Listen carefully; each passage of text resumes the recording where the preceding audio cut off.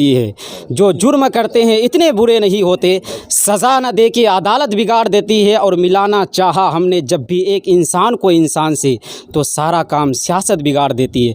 तो मैं निशा सिंह जी, आप भी एक महिला हैं, आपको तो कम से कम ये दर्द समझना चाहिए कि जिस तरह से एक महिला, आपकी भी बेटी हो सकती है, आपकी भी बहन हो सकती है। आप बहन को बहन के नज़र से देखिए, बेटी को बेटी के नज़र से देखिए। इस तरह से जो आप धर्म की राजनीति, धर्म के चश्मा से आप देख रहे हैं, ये कहीं से सही नहीं है। आप भी एक महिला हैं, एक महिला ही एक महिला का दर्द समझ सकती है, लेकिन आप इतना क्रूर कैसे हो सकते हैं? क्या मन में नहीं होता है कि इस पर जो है सवाल उठाया जाए? जिन लोगों ने घटना किया है, जिन लोगों ने इस जघन्य अपराध को अंजाम दिया है, उनको सलाखों के पीछे पहुंचाया जाए, उनको फांसी तक पहुंचाया जाए। क्या आपके मन में नहीं होता है? अगर नहीं होता है तो आप मर चुके हैं, आपकी आत्मा मर चुकी है। और आप क्यों विधायक हैं, क्यों राजनीति करना चाहते हैं? प्रशासन यदि सही समय पे पहुंचती तो आज वो माहिनूर जिंदा होती, हम लोग के बीच होती। क्या तो पुलिस प्रशासन सारा दस्तावेज उल्टे पेरेंट्स पे फेंक रहे हैं और वो बोल रहे हैं कि तुम ही लिखो, जो करना है तुम ही लोग करो। जब दोस्तों नमस्कार, मैं हूं अफरोज मासूम और आप देख रहे हैं सच्ची बात मीडिया। तारकिशोर प्रसाद जी, मैं आप ही के गृह क्षेत्र में हूँ, कटिहार में हूँ। और कटिहार में रेप होता है, गैंग रेप होता है और उसके बाद हत्या कर दी जाती है, लेकिन आपके कानों तक जो है जू तक नहीं रेंगती है। आप एकदम इग्नोर कर देते हैं घटना को। जी हाँ, फिलहाल मैं इस वक्त कटिहार जिले के आजमनगर प्रखंड में हूँ और सालमारी का इलाका है, जो है माहिनूर की माहिनूर को अगवा कर लिया जाता है और उनके साथ दुर्व्यवहार किया जाता है, जो हम कह नहीं सकते हैं।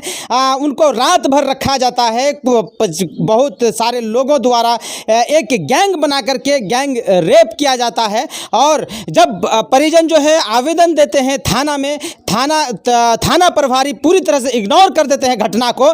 और दूसरे दिन शाम में 5 बजे लाश की खबर मिलती है कि यहाँ पे लाश है, लेकिन पुलिस वाले इतना ज़्यादा अनसुना कर देते हैं कि 4 घंटे बाद जो है पुलिस वाले पहुँचते हैं जहाँ पे लाश मिलती है वहाँ पर। लेकिन आप समझ सकते हैं कि यह गृह जिला है उप मुख्यमंत्री तारकिशोर प्रसाद जी का। वहाँ पे अगर इस तरह की घटनाएं सामने होगी, तारकिशोर प्रसाद जी जब आप उप मुख्यमंत्री बने तो पूरे सीमांचल के लोगों को लगा था कि यहाँ पर अब सीमांचल सुरक्षित होगा, सीमांचल का विकास होगा और सीमांचल जो है आगे बढ़ेगा। लेकिन आप ही के गृह क्षेत्र कटिहार में क्या हो रहा है और आप चुपचाप बैठे हैं? आखिर आप इस तरह से अनसुना कैसे कर सकते हैं? एक बेटी के लिए आप आवाज नहीं उठा सकते हैं? एक बेटी जिनकी रेप कर दी गई, उसके बाद उसकी हत्या कर दी गई, और आप चुपचाप हैं। आपके पुलिस प्रशासन चुपचाप है।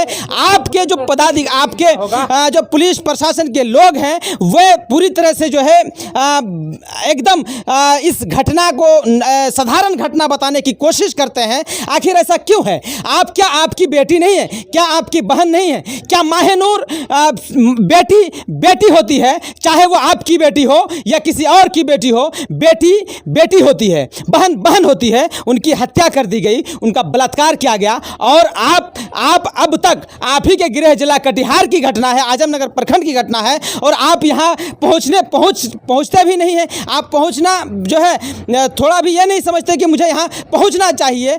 आखिर इस तरह से कैसे आप जो है उप मुख्यमंत्री पद पर रहना चाहते हैं? दूसरी तरफ जो अशफाक करीम जी हैं, अगर आप राजनीति में हैं, आप राज्यसभा सांसद हैं, आपका गृह जिला कटिहार है और कटिहार में माहिनूर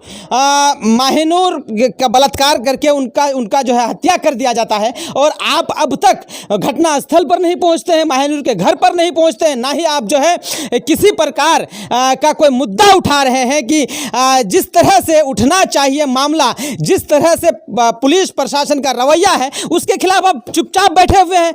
आखिर मतलब आप अगर राजनीति नहीं करना चाहते हैं अशफाक करीम जी, तो छोड़ दीजिए राजनीति, चलाइए अपना कॉलेज, चलाइए अपना यूनिवर्सिटी, वहीं पे आपका पेट भर जाएगा। क्यों आप राजनीति करते हैं? अगर आप राजनीति करके अपने गृह जिला के मजलूम का आवाज़ नहीं उठा सकते हैं, माहिनूर के लिए आवाज़ नहीं उठा सकते हैं, तो फिर क्यों आप जो है राजनीति में आ रहे हैं? दूसरी तरफ जो मीडिया के लोग हैं, जो मेन स्ट्रीम मीडिया के लोग हैं, वे दौड़ रहे हैं, चाहे सोशल मीडिया मीडिया के लोग हो, चाहे मेन स्ट्रीम मीडिया के लोग हों, वे दौड़ रहे हैं सोनू के पीछे जो IAS बनना चाहता है। ठीक है, अच्छी बात है, आप उनके पीछे दौड़िए, लेकिन जहां पे बलात्कार हो जाता है, जिनकी हत्या कर दी जाती है, यह लड़की माहिनूर भी 10वीं में फर्स्ट डिवीजन से पास की, यह भी मेडिकल करना चाहती थी, यह भी जो है डॉक्टर बनना चाहती थी, इनकी हत्या कर दी गई, इनकी सपना को चूर चूर कर दिया गया। आखिर कब तक सरकार अनसुना करती रहेगी? जो विपक्ष के नेता हैं उनको भी चाहिए कि आवाज़ उठाए, चाहे सत्ताधारी नेता हो, सत्ताधारी नेताओं को तो सोचना चाहिए, खास करके जो उप मुख्यमंत्री तारकिशोर प्रसाद जी हैं, आप ही का गृह क्षेत्र है और आप चुपचाप किस तरह से अनसुना कर सकते हैं पता नहीं। चलिए इस वक्त हाँ, लेकिन जो ना सत्ता में है ना विपक्ष में है, पप्पू यादव जी घटनास्थल पर कल पहुँचे थे और उन्होंने जो है आश्वासन दिया था कि न्याय दिलाने का हर संभव कोशिश करेंगे। और बाकी जो सत्ताधारी नेता हैं या विपक्ष के नेता हैं, वे फिलहाल बिजी हैं वो राज्यसभा चुनाव में, इसलिए उनको इस तरह की घटनाएं इस तरह की घटनाओं को वो ज़रूरत नहीं समझते हैं। चलिए हमारे साथ इस वक्त मुस्तकीम है जो माहिनूर का भाई है, हम उनसे जानते हैं कि आखिर जो इस तरह की घटना घटी उसके बाद जो प्रशासन का क्या रवैया रहा, प्रशासन के लोग जो है किस तरह का बर्ताव कर रहे हैं, आश्वासन दे रहे हैं या नहीं दे रहे हैं, क्या विश्वास हो रहा है नहीं हो रहा है, उनसे जानते हैं। जी, जब 24 तारीख के शाम को ये माहिनूर अपने दस्तावेज़ के साथ वो फ़ोटो स्टेट करवाने के लिए बाहर गई, तो पता नहीं वो दुकान पहुंची भी या नहीं पहुंची, लेकिन वहां से वो लौटी नहीं।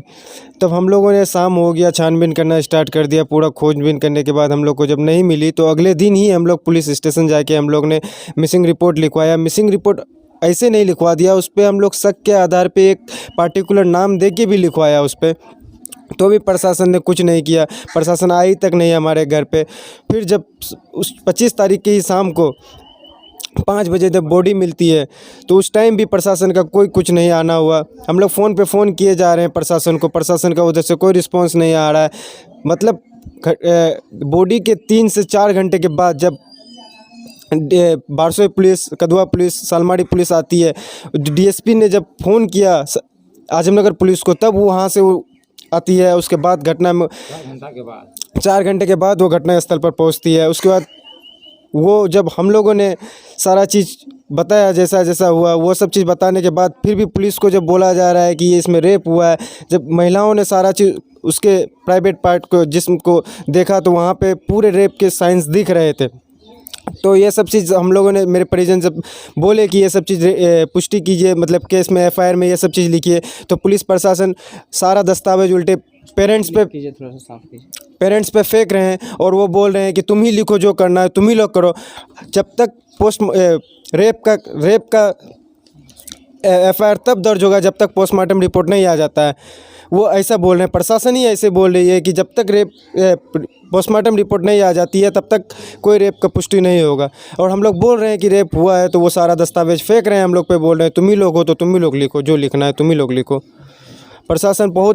प्रशासन यदि सही समय पे पहुंचती तो आज वो माहिनूर जिंदा होती, हम लोग के बीच होती। क्या नाम है यहाँ की जो विधायिका हैं?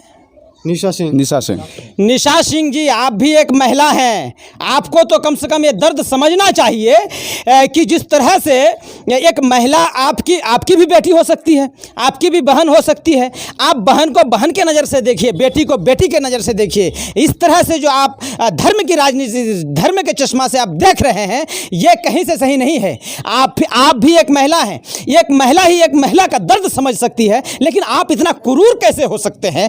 क्या मन में नहीं होता है कि इस पर जो है सवाल उठाया जाए? जिन लोगों ने घटना किया है, जिन लोगों ने इस जघन्य अपराध को अंजाम दिया है, उनको सलाखों के पीछे पहुंचाया जाए, उनको फांसी तक पहुंचाया जाए। क्या आपके मन में नहीं होता है? अगर नहीं होता है तो आप मर चुके हैं, आपकी आत्मा मर चुकी है। और आप क्यों विधायक हैं, क्यों राजनीति करना चाहते हैं? अगर आप धर्म की ही राजनीति करना चाहते हैं तो ठीक है, खुल के कीजिए कि मैं धर्म की राजनीति करना चाहती हूँ। ठीक है, आप आइए, खुल के मैदान में रहिए कि मैं धर्म की राजनीति करना चाहती हूँ। मुझे जो औरतों पर जो जुल्म हुआ या फिर माहिनूर पर जो जुल्म हुआ, उसको मुझसे कोई लेना देना नहीं है। मैं सिर्फ धर्म की राजनीति करना चाहती हूँ। आप ये खुल के बताइए, आप कुछ कहना चाह रहे हैं? जी, मेरा नाम शाहजहाँ रज़ा मरकज़ी है और मैं ये बिहार सरकार से और हुकूमत हिंद से गुजारिश करना चाहता हूँ कि आज हिंदुस्तान की हालात इस तरह बिगड़ चुकी है कि हिंदुस्तान की सरज़मीन में, यानी इसी हिंदुस्तान की सरज़मीन में हर 5 मिनट 10 मिनट के अंदर एक लड़की का रेप होता है। लेकिन ये क्यों बढ़ावा हो रहा है? इसलिए बढ़ावा हो रहा है क्योंकि हिंदुस्तान की सरज़मीन पे अच्छा कानून नहीं है। यानी रेप करने वालों पर अगर सख्ती से कार्रवाई की जाए, उन पर अगर फांसी की सज़ा सुनाई जाए, तो मैं समझता हूँ कि हिंदुस्तान से यानी रेप करना लोग बंद कर देंगे। क्योंकि जब तक निशान इबरत ना बनाया जाए तब तक ये माहौल बिगड़ता रहेगा।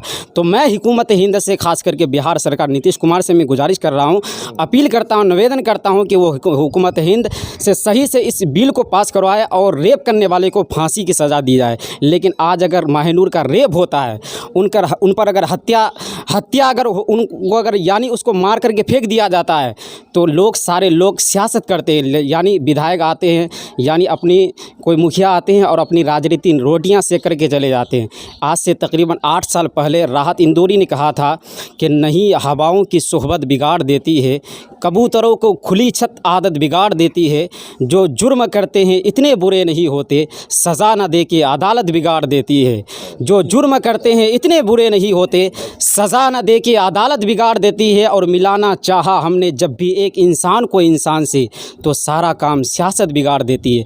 तो मैं हुकूमत हिंद से गुजारिश करना चाहता हूँ कि यानी बलात्कारियों पर इतनी सख्त से कार्रवाई की जाए कि बलात्कारी लोग बलात्कार करने से पहले 50,000 मरतबा ये सोचे कि अगर हम बलात्कार करेंगे तो हमको फांसी के अंदर लटकना पड़ेगा, हमको फांसी की सज़ा दी जाएगी। जब तक के बलात्कारियों पर सख्त से सख्त कार्रवाई ना की जाए तो मैं ये नहीं समझता हूँ कि हिंदुस्तान से रेप बंद होगा।